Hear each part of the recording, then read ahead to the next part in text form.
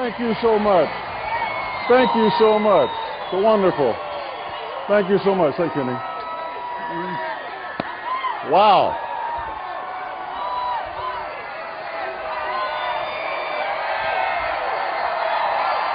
Oh. Thank you so much. Come here. Thank you. Thank you so much. Thank you so much. Listen, I want to, and you know, we haven't even thank you so much. We haven't even had an election yet. Just think what it's going to be like after we win this election and come back.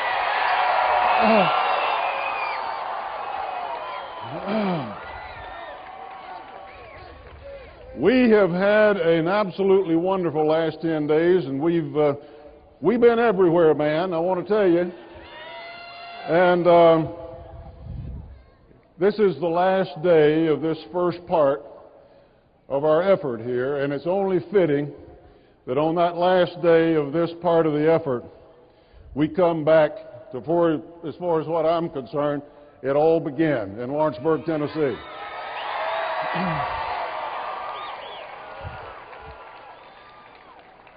Now, there's a lot of ways that you can define home. What's home? I think of the things that you judge everything else by the rest of your life. What did you grow up with? The parents that you had, the community you grew up in, the standards that you learned.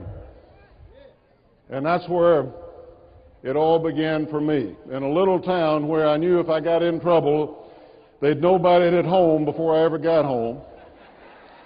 That if I knew if I got in trouble at school with the teachers, my folks would side with the teachers and not with me.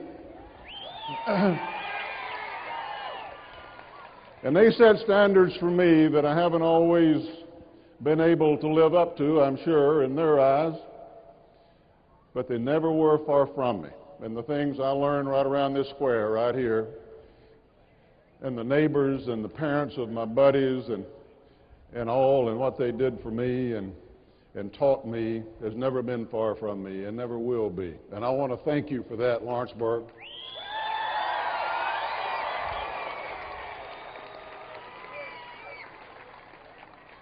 I also judge a home by where your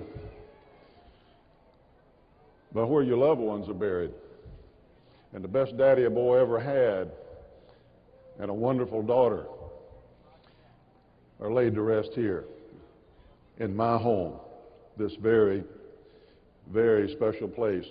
I want to acknowledge some folks tonight, and my goodness, I could spend the entire time that I've got up here acknowledging folks and thanking folks and picking folks out of the crowd.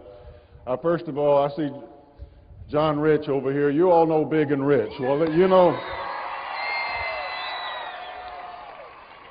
he's been my champion from day one. These fellows, their managers are always saying, you got to go on the road, you got to go on the road, you know, it's the season and all that. He's put everything aside to help me do this. The most wonderful guy that I have met in a long time. Thank you, John, for being here. I want to, and helping me out once again, I want to thank Howard Baker. Howard Baker, when I think of a statesman, he's the first fellow I think of. He gave a young 30-year-old wet behind the ears lawyer just a little ways out of law school an opportunity to come to Washington, D.C. and sit at his right hand during Watergate, during the tumultuous times in our country, certainly tumultuous times in our party. And I watched him work hand in glove with a Democratic senator by the name of Sam Ervin from North Carolina. And it was probably the last time you ever saw a Democrat and Republican work together in tough times and come out of a committee where all the votes were unanimous because they were pulling together, because they were doing what they knew was in the best interest of the country and not partisan politics. Unfortunately, that's been the last time I've seen anything like that happen. And I thank him for that, and I thank him for being now at my side in this time in my life. I want to thank my wonderful wife, Jerry, who you met a minute ago, a wonderful wife and mother who said she was ready to go. She'd see this through with me gladly, as long as I understood I was her number 2 priority. And her number 1 priorities are sitting over there, and their names are Hayden and Sammy. And I want to acknowledge the best mother that a boy could ever have. Ruth Thompson is here tonight, my mother.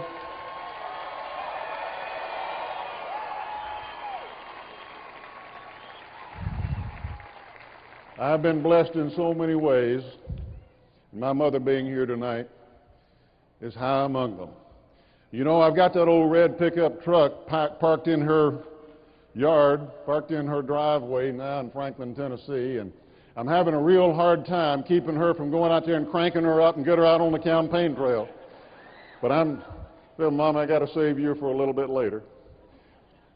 My sons, Tony and Daniel, there's no greater pride that a man can have is to see his sons grow up to be such fine young men and marry such wonderful women and have such wonderful families. And they're all here tonight. My grandkids are here tonight.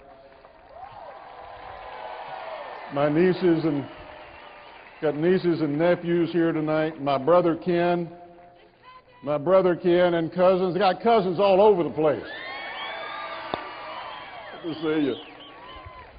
My brother Ken got interviewed by the Los Angeles Times the other day. You know, some of those folks, I guess, been down here in Lawrenceburg talking to folks and, grade school and high school classmates and former teachers and everything. I want to tell my former teachers I'm just as surprised to be here as you are to see me up here tonight. But they interviewed my brother Ken, and if you knew my daddy Fletcher, who was the best man that I ever knew, if you knew my daddy Fletcher, well, let's just say Ken is a chip off the old block. And they asked Ken, said, your brother's running for president of the United States. What do you think about that? He said, well, I'm doing what any brother would do under the circumstances. I'm trying to figure out how to make a buck off of it.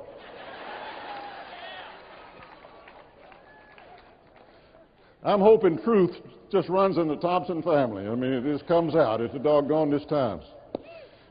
So everybody, I got aunts and uncles and cousins and so many friends.